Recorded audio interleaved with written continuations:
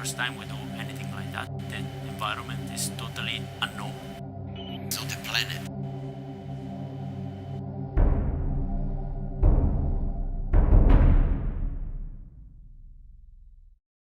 When I first heard the idea of Rosetta, I thought it would be extremely difficult. We've never flown a spacecraft to a comet. It's the first time anyone has actually attempted to land on a comet, anchor its surface, collect samples. That we arrive at the comet, we don't fly by. We stay there, we orbit it. None of this has ever been done before. Rosetta travels a total distance of about 7 billion kilometers. Rosetta was launched in March of 2004, has flown past Earth 3 times, once past Mars, and then away from the Sun to the depth of the solar system, about 5 times further than the distance between Earth and the Sun. It is possible that the building blocks of life were brought to the primitive Earth aboard a comet, out there somewhere.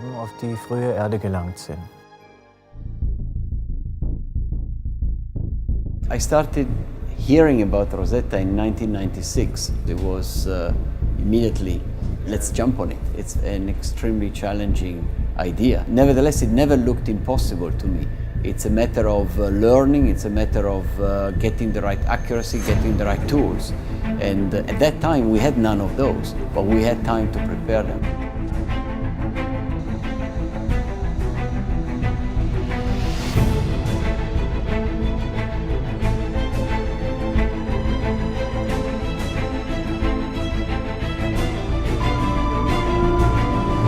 Everybody, wherever you may be, welcome again to Kourou, the home of Ariane, for our live broadcast of Ariane space flight number 158. The launcher, as you see, is on the pad. The clock is ticking.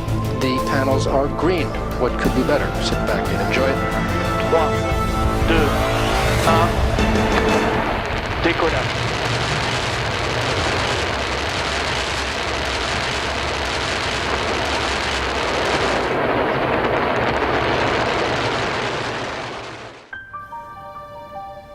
On Earth, there is probably no surface exactly like that of a comet, which could turn out to be either much softer than new fallen snow or as hard as a sheet of ice. The snow here on Earth, all the water on Earth, might have come from comets. We think there are organic molecules in comets, and that comets from somewhere out there brought the basic building blocks of our life to the primitive Earth as well. That comets hold the key to the origin of life.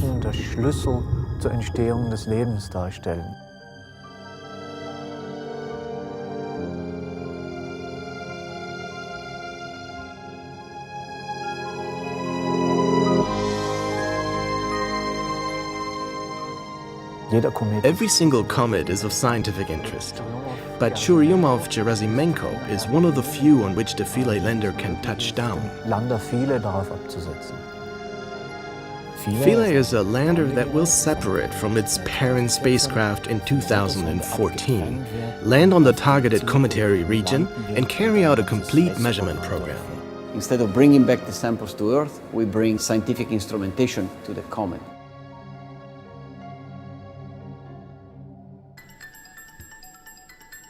It is definitely interesting to see how complex it is for the team to calculate all the trajectories. Which path must be flown? How many maneuvers are needed to get somewhere? The problem is that there's no rocket, there's no launch vehicle on the Earth that can actually deliver Rosetta on the same trajectory where the comet is. So we had to use some tricks where we actually transfer energy from a planet onto the spacecraft. To achieve this, we have used the gravity potential of the planets. The planet itself is dragging the spacecraft for a while. This small energy is a gigantic energy for a small body like the spacecraft, and then it's launching it away. So the spacecraft is launched away like in a slingshot where it's accelerated dramatically. We were forced to go through twice the main asteroid belt. Then the scientists thought that this would be a good idea to combine the exploration of a comet in detail with the chance to fly next to asteroids. We've used our rockets, which are on the spacecraft, to fly it such that we'll meet the asteroid exactly in the point we want tonight. In a few seconds, we should start losing the signal. I think we have already lost the signal. The spacecraft should point the antenna all on its own and then send the signal to ground. There's nothing we can do in real time, so there wouldn't be any action that we have to take immediately to react, to save the spacecraft or to recover the signal. This would be impossible.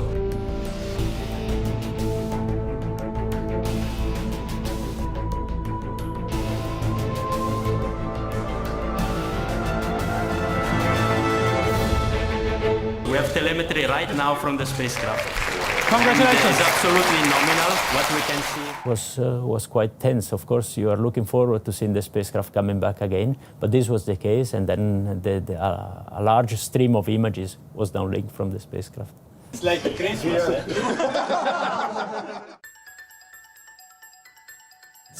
It's the first time that a spacecraft has flown so far from the Sun using solar panels. Rosetta's solar generator is now only providing a small amount of electricity. It is primarily used to warm the probe enough so that the electronic equipment and scientific instruments are not damaged by the low temperatures.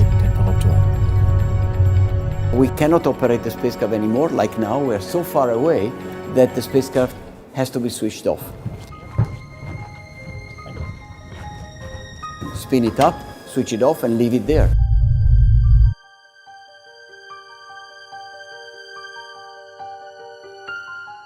The hibernation of Rosetta is lasting 2.5 years till January 2014. I have a bottle of champagne from the launch of Rosetta in my cellar since 2004, and then maybe this is an occasion to open it if and when the spacecraft comes back. For a spacecraft operator, not being in contact with the spacecraft is the worst thing that can happen.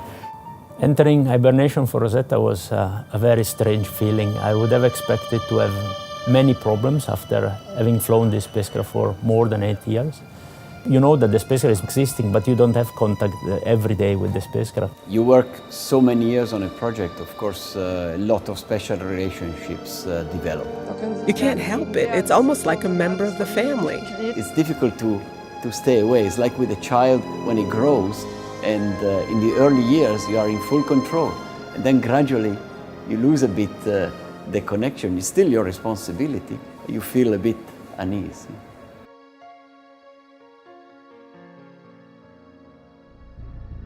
No other spacecraft went beyond 400 million kilometers from the Sun with solar arrays, so we have broken a record there, and we will hold it for a couple of years at least. But now comes the part that's hardest to foresee. On the 20th of January, the probe will wake up once again. Then in November, we land.